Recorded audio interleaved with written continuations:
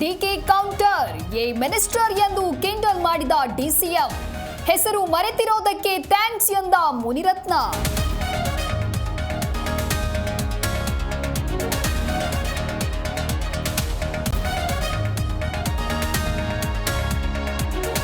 ನಲವತ್ತೈದು ವರ್ಷಗಳ ಕಾಲ ಪರಿಷತ್ ಸದಸ್ಯರಾಗಿ ಸೇವೆ. ಗಿನ್ನಿಸ್ ರೆಕಾರ್ಡ್ ಸೇರಿದ ಬಸವರಾಜ ಹೊರಟ್ಟಿ. ಪರಿಷತ್ ಸದಸ್ಯರಿಂದ ಸಭಾಪತಿಗೆ ಅಭಿನಂದನೆ.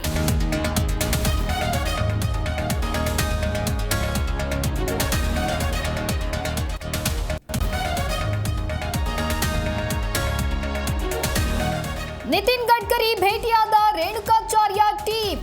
ರಾಧಾಮೋಹನ್ ಜೊತೆ ಪ್ರಸ್ತುತ ರಾಜಕೀಯದ ಚರ್ಚೆ. ಕುತೂಹಲ ಮೂಡಿಸಿದ ಮಾಜಿ ಶಾಸಕರ ನಡೆ.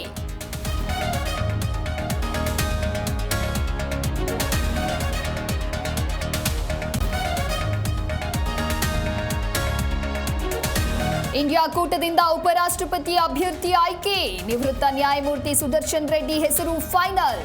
ಸಿಪಿ ರಾಧಾಕೃಷ್ಣನ್ ವಿರುದ್ಧ ರೆಡ್ಡಿ ಪೈಪೋಟಿ.